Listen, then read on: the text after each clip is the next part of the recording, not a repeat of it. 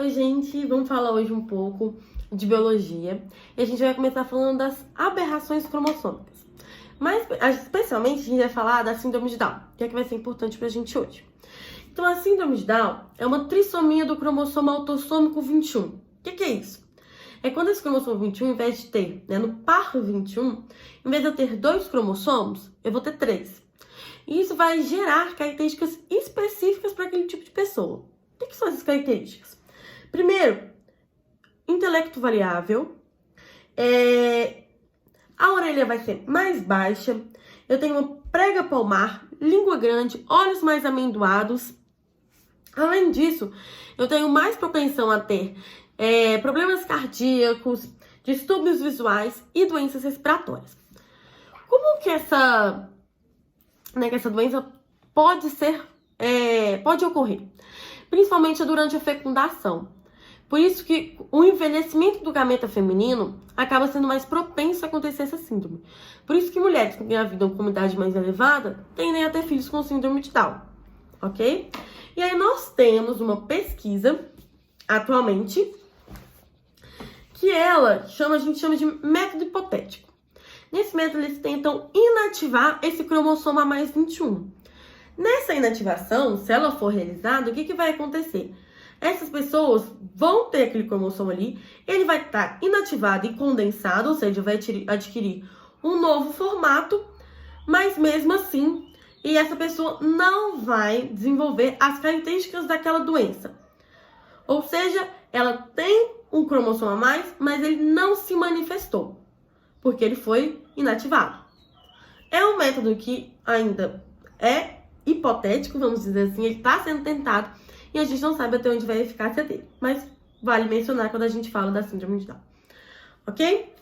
Vamos mudar agora de assunto e vamos falar da embriologia humana. E a gente vai para a fecundação. O que acontece na fecundação? Eu tenho um espermatozoide, haploide, fecundando um óvulo, ou chamado de ovócito 2, também haploide. Isso ocorre nas tubas uterinas. E nessa fecundação eu tenho a formação de uma célula diploide. Porque quando duas células haploides se encontram, eu tenho a formação de uma célula diploide. E aí essa minha célula diploide, ela vai ser chamada de zigoto.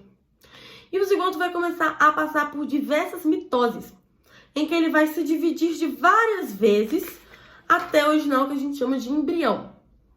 Primeiramente, o zigoto se divide e forma uma mórula. O que é essa mórula? Essa mórula, elas são bastante semelhantes. É como se fosse um aglomeradinho ali de células, de bolinhas. E aí, elas ainda não têm diferenciação. Quando eu tenho a formação de gêmeos idênticos, por exemplo, de gêmeos monozigóticos, é nessa fase e nas divisões sucessivas da mórula em que essa mórula, esse zigoto, ele vai se dividir mais uma vez, vai separar, originando 2 embriões. Então, é nessa etapa da embriologia, ou seja, da fecundação, que eu tenho, se for do organismo, a formação de gêmeos monozigóticos. E aí, depois da mórula, eu tenho a blástula. A blástula já consegue ter... Ela aumenta um volume maior, e além disso ela vai ter a divisão entre ectoderma e endoderma, tá? Então eu tenho 2 divisões, ectoderma e endoderma. De blástula para neurula, de neurula para outros nomes que não são importantes pra gente agora, mas a gente tem que prestar atenção. Os 3 principais que a gente tem que saber é mórula, blástula e neurula. Mórula é que as primeiras divisões mitóticas em que eu vou ter a formação de gêmeos nessa fase, se for ter gêmeos monozigóticos. Blástula, eu vou ter começar a diferenciação e a formação de 2 camadas, uma mais interna e outra mais externa, endoderma e ectoderma. E na neurula, eu já tenho a formação do sistema nervoso, do embrião. Então, essas são as 3 principais fases da embriologia que eu tenho que saber, assim, de conhecimento. Mas o que a gente tem que saber, focando na prova, é simplesmente que a questão dos gêmeos. Então, vamos voltar tudo isso aqui, recapitular, focando nas questões dos gêmeos. O que é isso?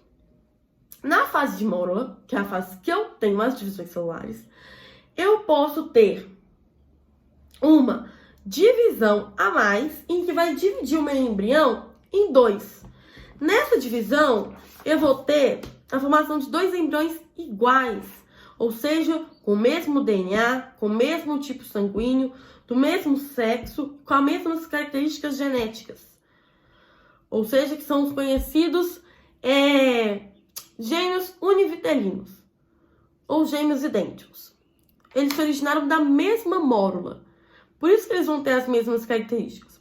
A única coisa diferente dos gêmeos é a impressão digital, porque ela é feita através da formação do tecido e isso depende de pessoa para pessoa. Por isso que a impressão digital é única.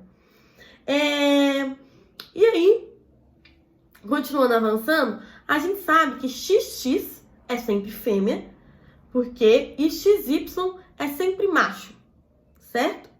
Então, se eu falar, por exemplo, que eu tenho um gado e eu quero produzir muito leite. Leite quem produz são as vacas, as fêmeas. Então, eu tenho que ter muitos cromossomos, o quê? No último cromossomo, XX, tá? Então, sempre tenta fazer associação. Fêmea XX, macho XY, ok? Agora nós vamos passar aqui para os tecidos, né? Porque a gente já falou lá da embriologia, então a gente começou lá. Aí, quando o nosso embrião sofre diferenciação, ou seja, as suas células param de ser totipotentes, que podem originar qualquer uma, para ser pluripotentes, que vão originar tecidos específicos, ou seja, já vou ter uma diferenciação entre elas. E aí, eu vou originar tecidos específicos que possuem características específicas no nosso corpo. A gente tem primeiro o tecido epitelial, não importante pra gente agora, depois a gente vai falar dele. O tecido conjuntivo, que se divide em vários subtecidos. Então, vamos começar no tecido conjuntivo. Ele é vascularizado, de modo geral, com exceção do cartilaginoso. Ele é amplamente distribuído pelo corpo, é um tecido muito presente no nosso organismo, muito importante também. E ele tem vários tipos de células e vários tipos de funções. E aí nós temos dos subtipos o propriamente dito, o adiposo, o cartilaginoso e o sanguíneo. Vamos falar do cartilaginoso. O cartilaginoso é o tipo de tecido conjuntivo formado por células chamadas condrócitos, né? E grande quantidade da matriz extracelular tem consistência mais rígida, perdão. E aí, as características ou as funções, vamos dizer assim, desse tecido são estrutural. O que é isso? Ela fornece apoio e mantém a forma das estruturas. Então, por exemplo, a minha orelha é constituída de cartilagem e é pela característica estrutural do tecido cartilaginoso que ela tem esse formato. Revestimento, que vai revestir as superfícies articulares, evitando o atrito entre os ossos. Se eu não tivesse tecido cartilaginoso, por exemplo, os ossos do quadril, toda vez que eu fosse andar, eles iam ficar se esbarrando e iam se desgastar muito fácil. A cartilagem impede esse atrito entre os ossos. Amortecimento também reduz os impactos externos das estruturas ósseas. Então, quando, por exemplo, eu corro, eu mexo com o cotovelo, tudo isso eu tenho cartilagem aqui. E essa cartilagem impede que meus ossos fiquem se atritando o tempo inteiro. E, além disso, ela serve de conexão para algumas partes do esqueleto, ok? Ele é semirrígido, flexível, elástico e conectivo, né? Tanto que ele se divide em cartilagem hialina, cartilagem elástica e cartilagem fibrosa, ok? Além disso, ele tem uma baixa capacidade de regeneração. Por quê? Porque ele não possui vasos sanguíneos.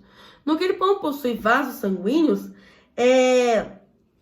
eu tenho uma potência mitótica muito pequena, ou mitogênica, né, vamos dizer assim, e ele não consegue se regenerar facilmente. Então, acaba que, por exemplo, se eu tenho um machucado, ele demora muito a cicatrizar. Um exemplo disso é quando a gente fura a orelha. A gente fura a orelha e nosso furo fica aqui. A gente furou o tecido cartilaginoso e ele não cicatrizou, ok? E agora vamos falar do tecido sanguíneo. O tecido sanguíneo é constituído de hemácias, leucócitos e plaquetas. Além disso, também é constituído de uma matriz extracelular de composição bastante específica denominada plasma.